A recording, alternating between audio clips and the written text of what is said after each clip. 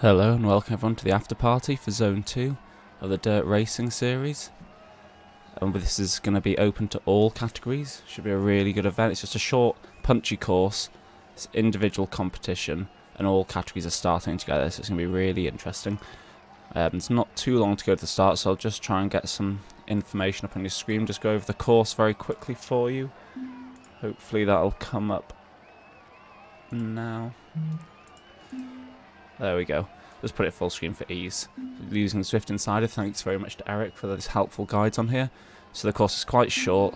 We have the first, which you can't see here in the lead-in, we have the Marina Sprint Reverse. So that's going to be very short after the start line. And it will only count for the first. So we're going to do its FTS and first cross the line for all these segments. So we'll start off with the Marina Sprint Reverse. Then we've got a big gap in the Pave Sprint Reverse, Aqueduct KMA Reverse, and the Ballon Sprint Reverse, and then into the finish. Same point structure as the rest of the series. Because of that, we've got 4 scoring segments and then 100 points going down into the finish. So it'll be quite a tight matter based on segments versus going for the finish. If you take a look at the points in the earlier race, it might help show you kind of what the distribution was and how you should maybe go for it as a rider. So this was the results of the earlier race. So as you can see, points all the way down to 9th. We're over 100, so first place on its own wouldn't get you anything. You needed to be contesting the sprints. We had Stuart Featherstone getting first place. Really well done to Stuart. Taking the race victory as well, and then 61 points on the primes. But you can see by the times, a couple of the riders, PPV, myself, both didn't make it in the front group, but still placed really high up just from absolutely going after every single sprint and every single segment. So it's going to be interesting to see how the riders today target that. Just looking at the sign-ups so far, we'll start with Cat A. So we've got quite a lot of strong riders. Wahoo Cold bringing some big guns. So interesting to see how Mark does. Big 20 minutes, big 15 seconds.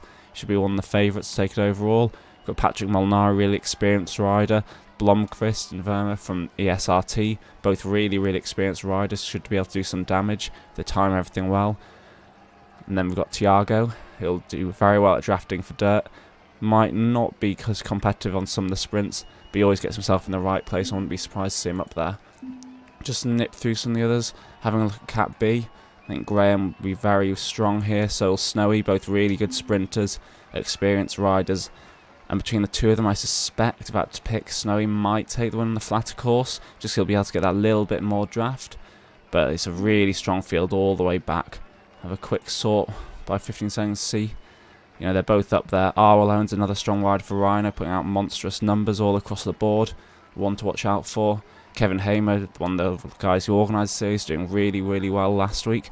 Begin to see if he's up there. Have a quick look at Cat C. Sorting by.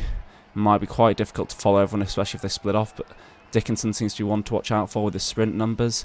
And up to see. So we'll just quickly get back onto the race now. It's starting to take off. Oop. Got 20 seconds. So as I was saying, I'll try to follow a bit of everything, but we're only going to be able to see the numbers on the left, which will primarily be the A's and the B's. We're racing in our normal categories, normal Zwift categories this week, rather than the split categories. But because everyone's in together, it'll kind of be a bit of a mismatch, and those in the lower categories, it'll really come down to who's able to kind of keep hold of that front group, as they'll have such a draft benefit through the sprints. So we've got a couple of riders here who haven't signed up early. See Hywel Davies, not really sure how to pronounce that, the Welsh rider, very strong rider, always up there. Doesn't necessarily have a bigger sprint, but he's very fit and an experienced rider. So it's going to be quite a quick start. We've got a long section, probably about 6 watts per kilo here, where everyone's going to push out really hard, just fighting for that position. They don't want to get too deep before the sprint. If you see on the mini-map, just before the right-hand bend is the start, significantly before the right-hand bend is the start of the sprint segment. So as soon as we get past this right turn, people should start to just ramp it up a bit. That's why we've had it so quick. There's not really been a drop-off into power between now and then. You'd like to see people just ramping up. Now if they're going for FTS, see Verma from ESRT just lifting a little bit. Just move our way to the front. Like Fisher's here, he's pushing hard. We've got one rider off the front. Go see if we can jump on, take a look at who it is. It's going to be very hard to see Verma moving through. Griff not sure who that was. In the green jersey. It looks like one of the quick and dirty riders taking first. Snowy, Cat B taking second. Really strong. I'm not sure who the quick and dirty. I think it's Griff. No, I'm not sure. I'll find out for you. But yeah, Verma in third, Merding in fourth, and Haig in fifth overall. So as expected, to see some of the top riders there. Interesting to see the Bees keeping up because it's so early in the race. And to be honest, I think some of the strength of these Bees, they will keep it up all the way through. They'll manage to hold on and put competitive numbers in. But as soon as we start to get later on, it will be more difficult for them. They'll start to tire out. So as you see on the mini-map, the pack is very split out. I'm just going to swing it round for you so you can get a bit of a look at how strung out it is. Realistically, there's no huge gaps opening. A bit intrigued about this area near Tyler, quick and dirty rider. See if it starts to split there, but otherwise it should really hold together. We'll lose a couple of people off the back though. And you see this one rider from Argentina. Not sure his name. I think he was the one who went early off the sprints, just leading the pace at the front. Okay, so it's Willie76. Not seen him before, not really aware of him, but seems to be significantly pushing the pace. Wattage seems very consistent, and that heart rate is a bit interesting, but we'll see how he gets on. It's a bit odd to be pushing off the front already there.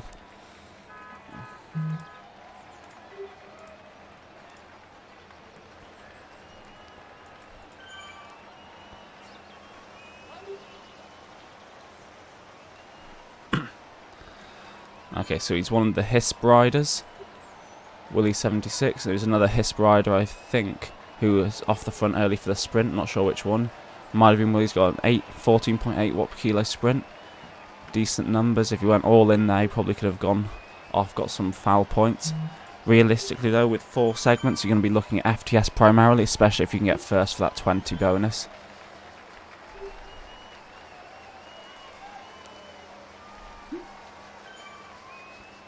Okay, so that's an announcement from one of the organisers of the series that the balance sprint is FTS only, which I certainly wasn't aware of.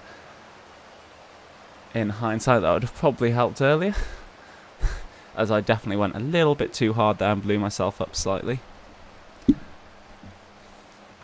So I wonder if it was Stewarty from Quick and Dirty who took first in that segment. I should be able to find out in a second for you. So the fastest time was Tyler O'Callaghan, another dirt rider, Quick and Dirty.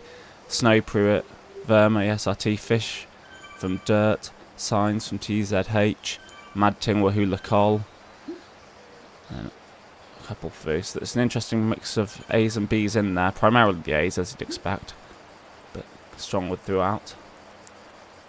I think it was Sergio Suarez second, first across the line. Quite a lot of them, a couple of the ESRT riders doing really well first across the line there, but the crucial thing is going to be the fastest time. While there's lots of points on offer first across the line, if you can grab fastest through the segment and get a couple of first across the line points, it's going to really be important. Remember, first across the line goes back quite comfortably, 10 to 5 points, whereas FTS is 20 to 5 points, so if you can get first, second or third there, and then nab a top 10, even if it's 10th, first across the line, you're going to be getting a good, 25 down to about 15 points. Which is huge compared to anywhere from 10 to 5 if you just get first across the line.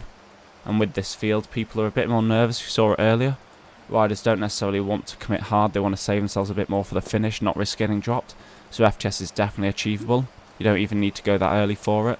There is some of the strong Bs about who will undoubtedly, like Snowy, will have undoubtedly gone very early for that and put big numbers in.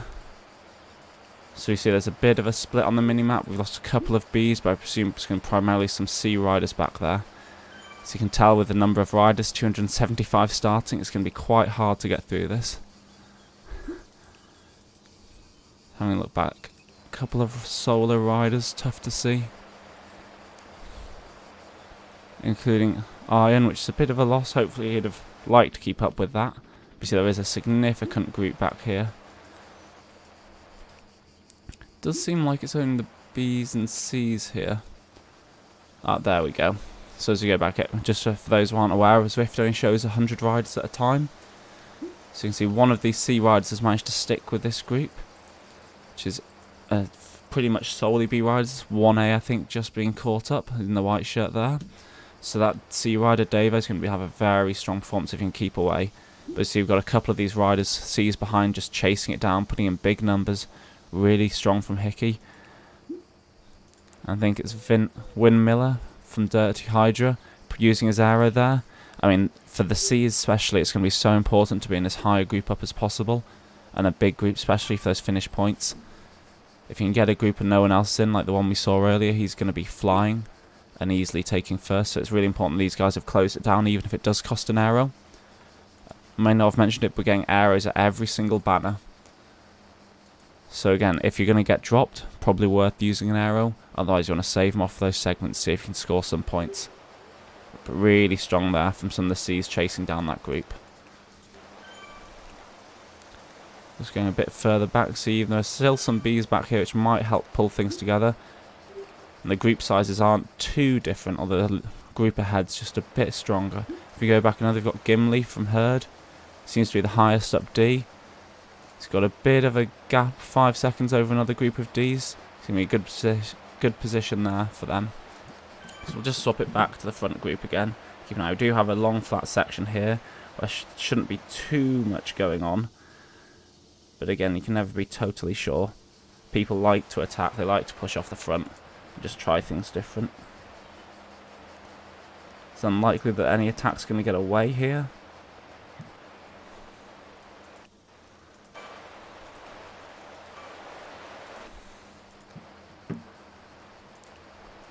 But it doesn't mean people aren't going to push to try and increase the space, as we saw the space, the pace, and the space between groups to that extent.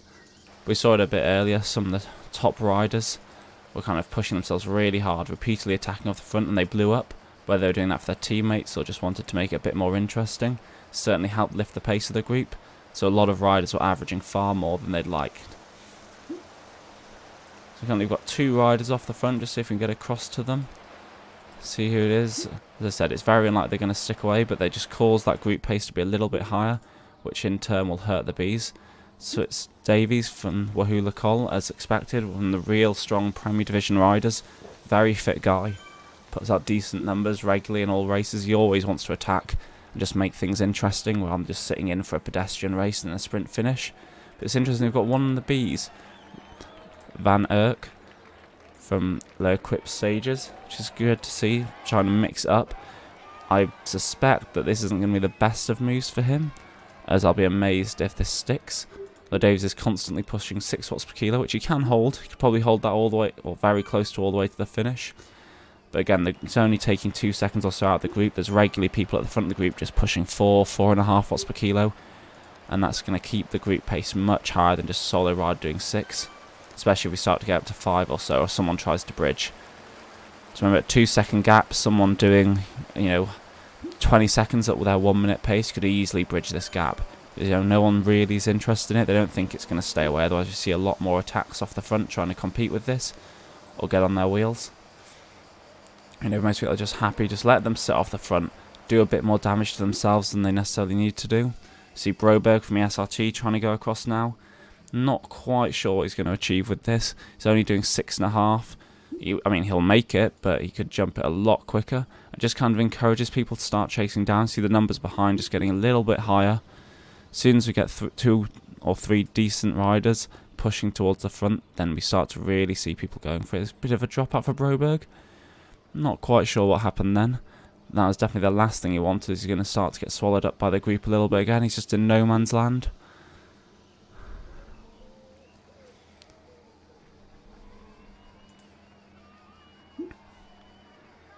He's just managing to make across. So now we've got 2 strong A's in that front group. We might see things get a little bit more interesting with the attack more likely to stay away. But even then, I think just 2 strong rides against a group this size, as soon as we hit the sprint segment, it's going to all come back together. I think we saw a gap of about 6 seconds earlier, chased down. I believe it was Yankow, as ever, pushing off the front. And you just can't compete with a huge group sprint, especially when we've got the best part of 80 riders in this front group.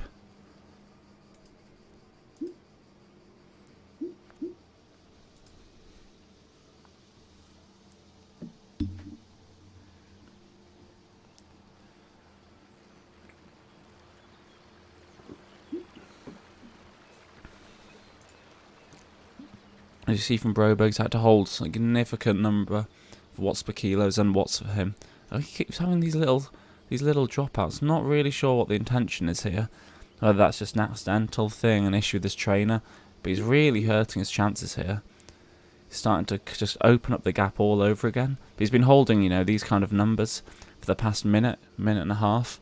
You know, his 20 minutes only 4.8. It's not, you know, 5.8-ish like Davies will be. So, you know, he is going to be hurting himself here. It's not just, I mean, even if you're at 20-minute numbers, you're hurting yourself. I wouldn't like to consistently hold that. But he seems to keep having these. I think that's the end of his attempt to bridge across. So you can see Davies has pulled out about a 6-second gap now, with his B in tow. Really good tactics from the Cat B, at least while he's on this breakaway. He's just sitting in, doing as little as possible. And, I mean, that's all you can do. He's not going to be able to contribute massively with the pulling. He's just sitting in, taking advantage of the draft. Imagine Davies isn't particularly happy with this. Probably like him to do a little bit more work. But when you know the difference in quality and fitness, you know, he's not going to be able to offer that much. I presume Davies is aware of this. You can see Broberg just being pulled in by the group now. We've not got too long to go to the sprint. Oh, there's another rider hitting naught. Don't know if this is perhaps just my connection then. No, he's straight sprinting back up then, so I doubt that. Very interesting accidental riding style.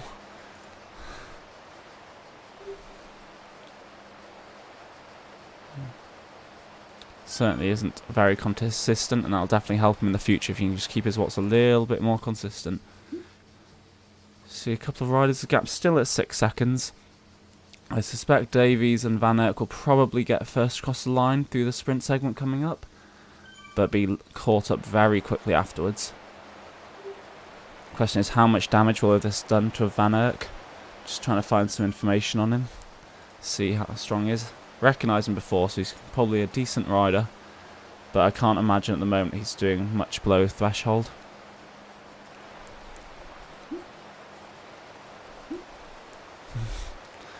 I think that was a quick message from Davies, getting a bit frustrated, as you can see. And understandably so, but when looking at a B versus a top-end Premier Division A+, it's quite ambitious to hope that the B will be able to take a decent pull. And realistically, Davies is just going to be damaged his chances of staying away by doing this.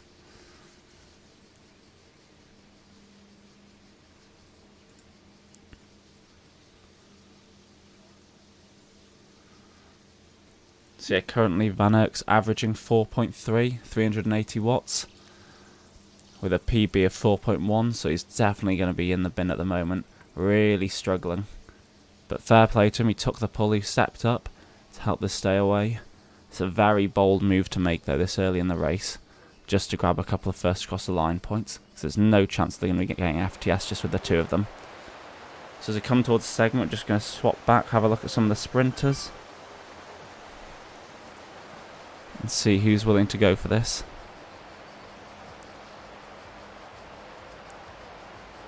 So it's quite a long sprint, this one. It's about 26 seconds. See where people start to use their aero. And the ideal time is actually beyond the segment, because you see no one's quite gone yet. So you want to start using it now. You see a couple of people starting to go, but you want to just sit in their draft and then push through. You see Fish doing really big numbers off the front, but he's just going to get absolutely swamped here. Medding doing absolutely huge numbers, absolutely ridiculous, we thought earlier. But you know, you just wanted to leave it a little bit later. It's going to be taken by Verm from the SRT just because he went a little bit too early. So we have Verm, Mading, then and Spielmans taking the top 3 FTS through there. Tyler O'Callaghan doing really well yet again. We see Davies being absolutely swamped there as we expected. It's just nothing you can do against a sprint. You need a good 10-15 seconds to stay away through a long sprint segment and actually keep away. You might get first across the line, but they're going to come through you so quickly. And as we come into this segment, you see we've not got long at all to go to the aqueduct. If you look on the mini-map, most riders towards the front here are going to want to just keep paddling, just keep doing a little bit of work and make sure they're not being swamped and falling towards the back. See, there is a bit of a gap opening up on the mini-map, and you can see it just there in your picture. We've got a group, maybe 20 riders off the back. There's a 5 or so that might make that bridge, but those riders are going to really struggle as we come into the rolling bits of the aqueduct. It is kind of stringing out, which is beneficial for all of them, but all it then takes is one rider to let that gap go and you're stuffed.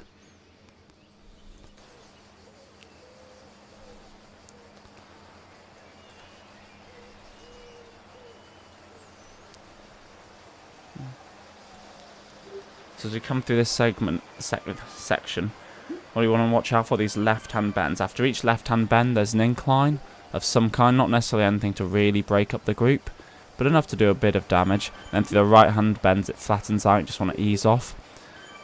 As we saw earlier, the pace isn't particularly crazy. You know, you're looking at 4.5, most rides on the front. A couple people are pushing up now, but they're pushing on the flatter section, which isn't really very beneficial. So again, you want to kind of use this extra pace just to ease your way back and get ready for FTS.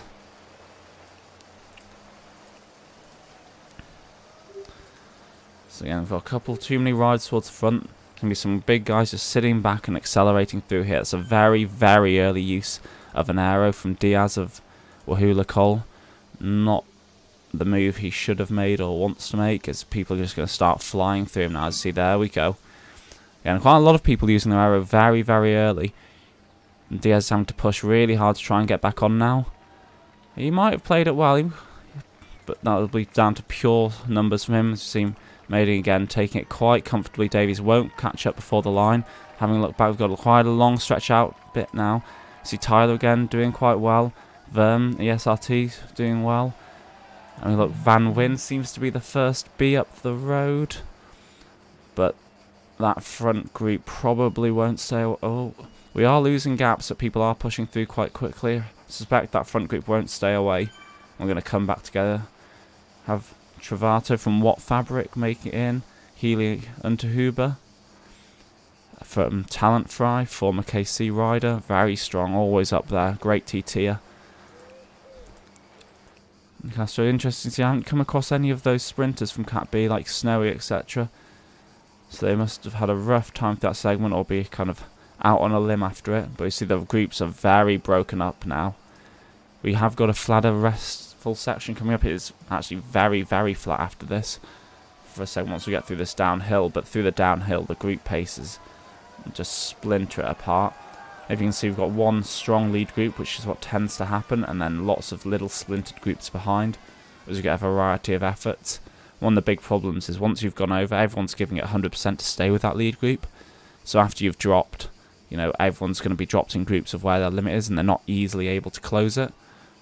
So while, you know, these chase groups as a whole might be far bigger, that front group's going to be the real one to be in, and we'll probably stay away now. I see Van Dale from the BZR Lions did very well in their league earlier in the season, came second overall to the Goosters after the Goosters time trial time was corrected. We've got a couple of other Bs. Lamon's not sure if he's a BZR rider. I don't think he is. I think he's sports solid. And then Huma. He doesn't seem to be affiliated, just a random sign up, but with a very decent sprint. So amongst this group, you might be one of the favourites to take first place for the Bs.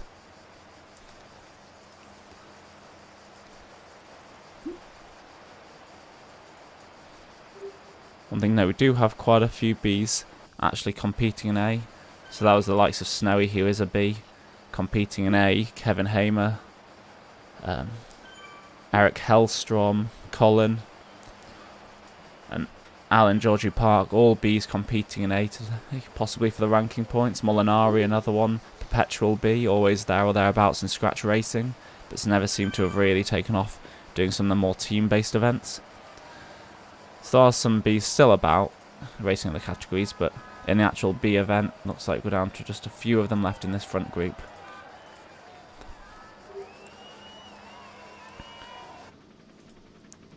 So as I said, it's quite flat through this section, but then we get into some really rolling terrain. None of it's particularly steep. Even coming through the S's themselves, you know, you're looking at the likes of 4 or 5% max, and with the group speed, you need to push, you need to do some work, but the draft is so crucial through there, and you're unlikely to see anyone actually break away off the front. See, people attempting it here.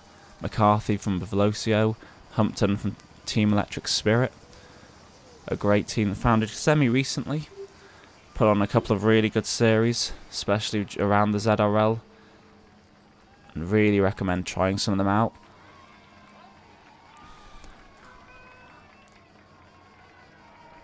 It's Douglas Cook who runs a lot of that. He's putting a lot of time into organising the team. and reaping the rewards. They've got a really, really strong lot of A's racing. I'm not sure they're quite near to the Premier Division level yet, but they're moving up consistently, doing really well. As you see, they take the thankful right path. Now I'm going to go up the Petty KOM.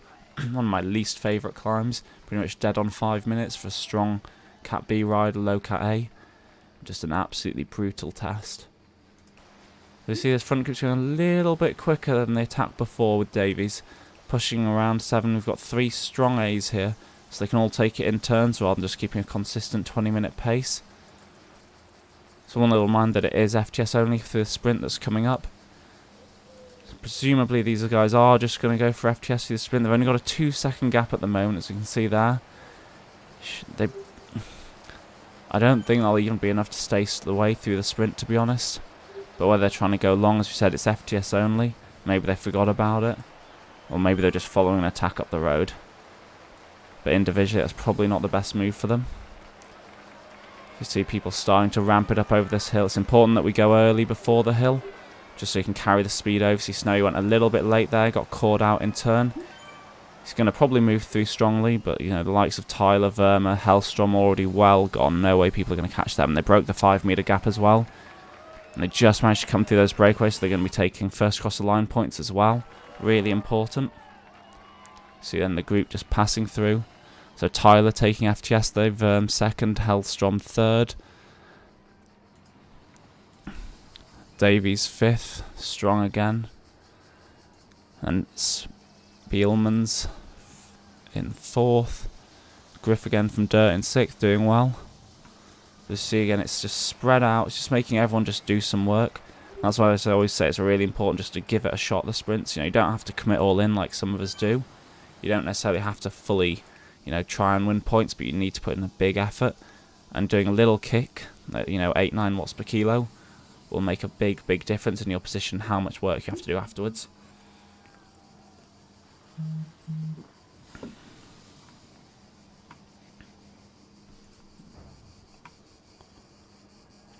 Not quite sure why there have been calls to flag Hall, but here Wahula Cole seem to make a bit of a move up the road. We've got 4 of their riders attacking together. Davies seem to try and bunch across. So every rider's going to have to be very careful here. You see it's really spread out. Tiago's paying a little attention, managed to get across a bit, just sitting in while he's got others to pull him across, as he knows the riders ahead will do that work for him. Again, people have to react here. We've got a long rolling section into the finish, and with 4 or 5 riders in the breakaway, especially the strength that they are, they will be able to stay away and do some damage. Thankfully people are closing it down, making the bridge early, but you know, this is at the cost of arrows, which might have been their attempt. I think Wahula Cole know fairly well that, you know, even in a situation like this, they're unlikely to get away from most riders, but if they can cause a lot to use their arrows, then that's going to be dangerous. Another thing you might have noticed is there is a big chase group. It's probably around the same size, but it's a minute back. Thought it might have been a little bit closer, but yeah, it's unlikely to actually bring it back. They were getting a bit tighter around the last section, but whether the Wahula Cole are trying to just absolutely make sure that they're not coming back for it. See, on the B's, Snowy just bridging across. Most of these riders have made it across, once they comfortably, but without absolutely ending themselves to do it. But you know, this is where it starts to take its toll, having just done the sprint and then having to put in a repeated burst through the segment to keep on. And, you know, you're only just managing to make it across the back. So you've got Blomqvist, and really strong rider. He's struggling as well. Just to bridge that gap down to a significant amount more. And as soon as we hit the rollers on those downhills, it's very hard to bridge across the group. See, they're doing 54, 55. And as a solo rider, you need to be really sprinting to get across that gap, as I found out earlier. So we've got 1 rider from Wahula Cole still up the road. It's going to be brought in. It's Maiden again. But just a little work they do on the front doesn't necessarily do much. And for them, you know, they're only hitting below their FTP. Well, some of them may be above FTP, but you know, the little burst close to their FTP, around their 20-minute pace. And it's not much extra effort for them, but for the rest of the riders in the pack, can be absolutely brutal, especially when you catch them by surprise and everyone suddenly sprints back on again. You can see just on the head we've got the intestines coming up. It's really important those riders towards the back like Snowy, Hellstrom, etc. get across now if they can. Molinari as well. Surprised to see him back there. He's a very strong, well-pacing rider. Hagman as well from Watt Fabric. There's so many strong riders here. You know, content. They normally just sit in the back conserving their watts. But they've got to get across before this kind of early part of the intestines, otherwise it's going to be dropped. See there, a lot of them just putting in a little extra dig to do it. Hellstrom seems to be struggling though. Not sure he's going to make it back on, whether he's saving himself to do it on the incline, but this is one of the issues with it. The incline just isn't steep enough to make a huge difference. And just the pace this group's going to roll through these sections is huge. It'll be above 50 for a lot of this. As you see, we've got another Wahula Col rider off the front. There's Alvarado doing semi-large effort, but again, I feel like these attacks just tiring out the group, making sure the group's honest and keeping the pace high. And if you can get away with managing to get people to drop their arrows, then even better. See Ramaggio from Hisp closing it down. Hall again doing some big work.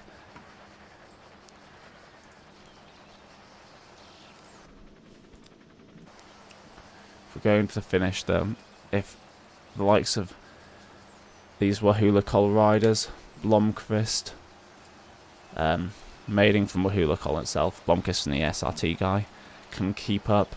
I mean, if the likes of Tyler and Snowy, maybe Stewarty from Dirt, can keep up, they'll be very strong to finish. But I think this kind of section is just going to take a little bit too much out of them. Tyler maybe might be able to hold some effort in.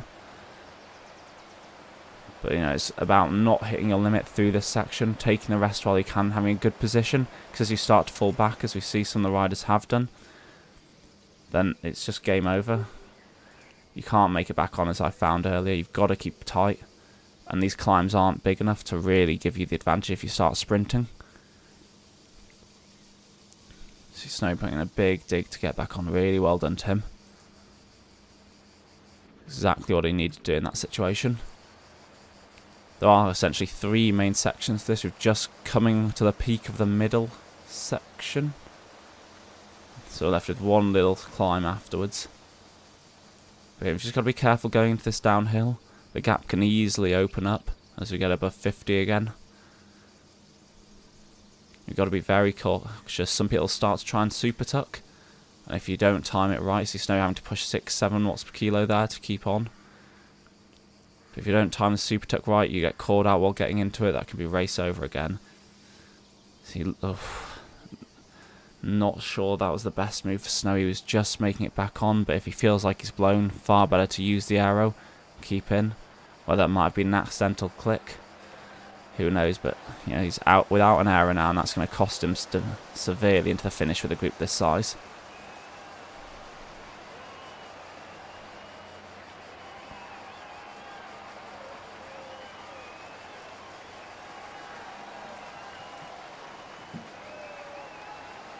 People starting to push off the front as we come out of it. We're into the last little section. You want to be holding a good position through here. See Blomqvist, a couple of people starting to go early. They're not going to be able to stay all the way away. It's a downhill with group chasing you down. But you've got to keep in touch as Blomqvist here from the SRT is doing. Don't let the gap open up too much, but let others close it down for you. See Maiding from Wahula Col doing the exact same thing. The gap is starting to open up now. Again, you know, other riders will chase it down. You don't have to be the one who does it. But in that front, you see Davies going really hard there. He's going to bridge cross with some pace on him. This might be the move from Davies. If he can hold these numbers through, he's going to fly through this front group. But again, we've got the likes of Diaz, Hall around him, who have just been chilling a little bit. Hall putting out numbers that are just ridiculous. Not sure that's going to be a legitimate win there, but hey-ho, Davies pushing really well, maintaining his speed through. For me, that was the winning move from Davies. Might just get hit, but I think Davies is just going to hold it through to the line. Maiden coming very hot. Becker coming through in third there. Really strong performance from them. Thiago doing really well. Kevin Hamer again with a really strong finish, having an absolutely fantastic few weeks. So if we can jump through some of the riders. No.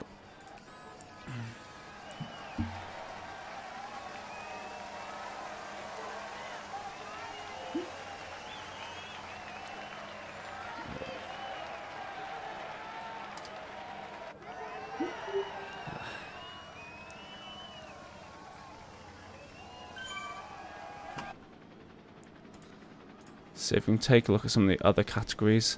Should be a couple still on the course.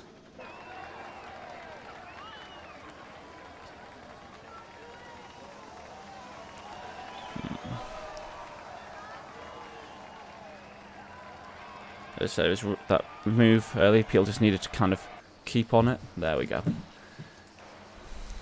It's really important that people kept chasing down that gap and just kept it in touch, whereas it just managed to eke out a bit too much of a gap. Davies put out some ridiculous numbers to chase it down. See a couple more healths from very strong rider, pushing hard. Don't think he's going to get all the way across, but he's going to take this one place here. He's come through on another big groups. Again, it's about going early, but keeping in the draft for as long as possible. Too many riders here just kind of get caught out. They go a little bit too early around this right-hand bend, and others are able to just sit in their draft and come through.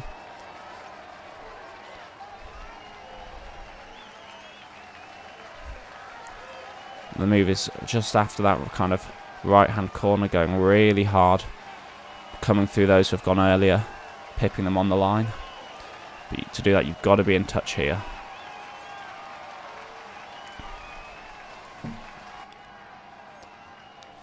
So you've just got a nice little group of 6 riders. There is an A up the road. Not sure there's too many interest in chasing them down. See Fender just getting dropped. Maybe he's just kind of giving up on it there. But again, you see here, we've got a small group. It's really important to work on your placement here. No one's going. You want to be sat right at the back. Give yourself the most people to draft through. Because if someone goes early, you have 3 or 4 people to take advantage of their draft and come through. Again, we know the times error should be used now. Again, no one's wanting to go. So he's playing cat and mouse. It's a 9-second sprint that should have gone already. No matter how late you go, it's 9 seconds. That's not enough to really get all the way through and back to someone, especially if they're putting decent numbers. We saw Veston went first for Team NL. Robotham went a bit later, but he just can't make it back. It's too little too late there. See another big group coming through. Yeah, it's all about the secondary move from Fish there. Just left it a little bit later and can fly through people now.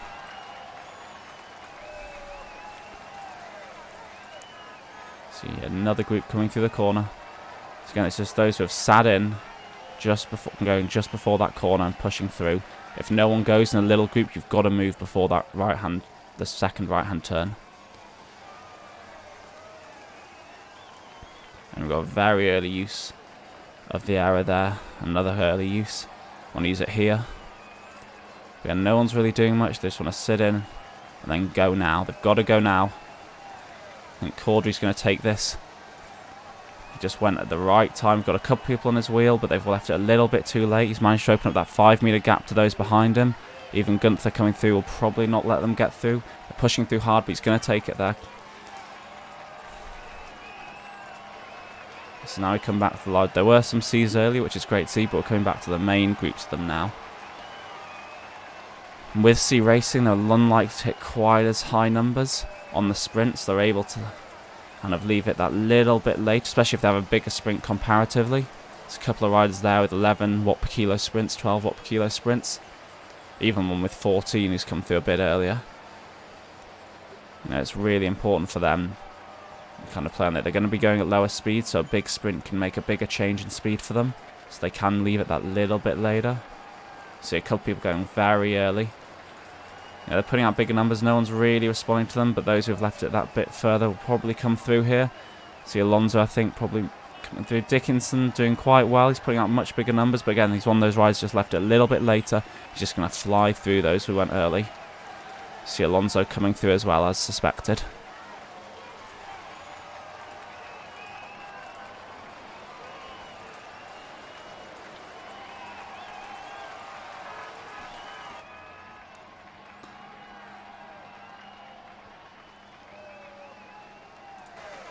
See Matt coming through there from dirt.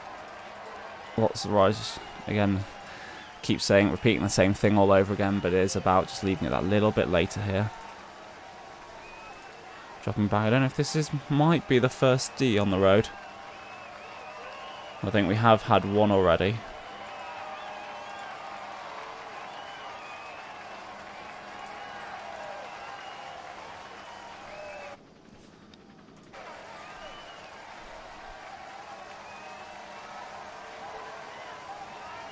I'm not quite sure. There seemed to be a keen frisk. Seems to be on ZwiftPower ahead. This is the first D I've seen on the road. Mare from Herd. Really well done to them. Got a bit of a gap to all the others. Interesting to see if they can mix up and go for it around these other riders though. Don't necessarily need to, but it's always good to see people pushing it and just trying it anyway. Seeing if they can make that step up.